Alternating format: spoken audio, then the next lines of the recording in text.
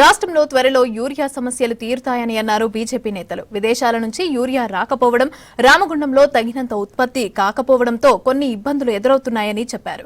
Urea farm house లో తయారు కాదనే విషయం బీఆర్ఎస్ లీడర్లు తెలుసుకోవాలని సెటైర్ వేశారు కేంద్ర మంత్రి కిషన్ రెడ్డి. ఉపరాష్ట్రపతి ఎన్నికల్లో ఎన్డీఏ అభ్యర్థి విజయం సాధించడం ఖాయమని, బీఆర్ఎస్ మద్దతు కోరలేదని చెప్పారు.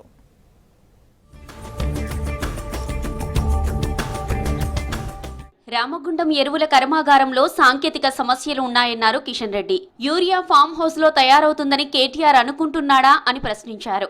రాష్ట్ర సర్కార్ యూరియా బ్లాక్ మార్కెటింగ్ ను అరికట్టాలని డిమాండ్ చేశారు. చైనా, రష్యాతో ఒప్పందాలు జరిగాయని, త్వరలోనే యూరియా సమస్య పరిష్కారం అవుతుందని చెప్పారు. తెలంగాణలో బీజేపీ అధికారంలోకి వస్తే సింగరేణి కార్మికులకు ఇన్కమ్ ట్యాక్స్ రియంబర్స్మెంట్ చేస్తామన్నారు కిషన్ రెడ్డి.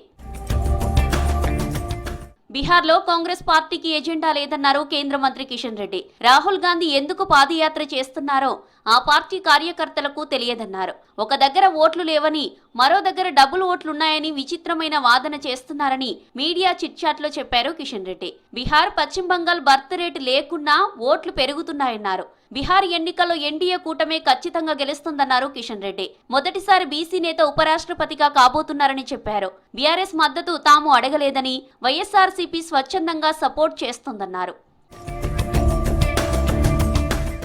మేఘాలయ నార్త్గార్ హిల్స్ జిల్లాలో కేంద్ర ప్రభుత్వ పథకాల అమలు తీరుపై సమీక్ష నిర్వహించారు కేంద్ర హోంశాఖ సహాయ మంత్రి బండి సంజయ్. మేఘాలయలో డోనర్ ప్రాజెక్టుల పురోగతి బాగుందని ప్రశంసించారు. పర్వత ప్రాంతాల్లోని ప్రజలకు సంక్షేమ పథకాలను విజయవంతంగా అందిస్తున్నారని చెప్పారు. మేఘాలయలో పర్యటిస్తున్న సంజయ్ షిల్లాంగ్లో IIM integrated command control room, IT పార్కును సందర్శించారు.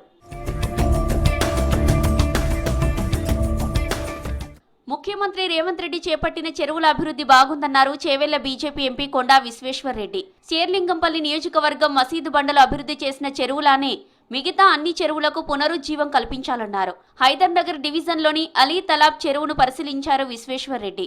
గతంలో కేటీఆర్ హైదర్ నగర్ ను దత్తత తీసుకుని అన్ని విధాల అభివృద్ధి చేస్తారని కల్లబొల్లి కబుర్లు చెప్పి పబ్బం గడిపారని విమర్శించారు.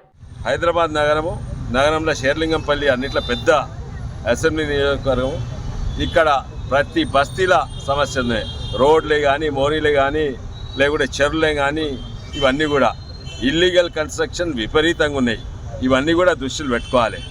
ఏదో టార్గెటెడ్గా హైడ్రా దీని వాడుడు, ఒకరి మీద ఒకరిని సూచిస్తున్నట్టు చేసుడు, ఇవన్నీ కూడా ముఖ్యమంత్రి గారు చూడాలి, పరిశీలన చేయాలి. మా డిమాండ్ అదే. సెప్టెంబర్ 17న రాష్ట్ర వ్యాప్తంగా తెలంగాణ విమోచన దినోత్సవం ఘనంగా నిర్వహించాలని కార్యకర్తలకు పిలుపునిచ్చారు బీజేపీ రాష్ట్ర అధ్యక్షుడు రామచంద్రారావు. విమోచన దినోత్సవ నిర్వహణకు ఎమ్మెల్సీ అంజిరెడ్డి చైర్మన్ గా కమిటీని నియమించారు. మరోవైపు సెప్టెంబర్ 17న కేంద్ర రక్షణ మంత్రి రాజ్నాథ్ సింగ్ తెలంగాణకు రానున్నారు. కేంద్రం నిర్వహించే తెలంగాణ విమోచన దినోత్సవ వేడుకలకు ముఖ్య అతిథిగా హాజరు కానున్నారు.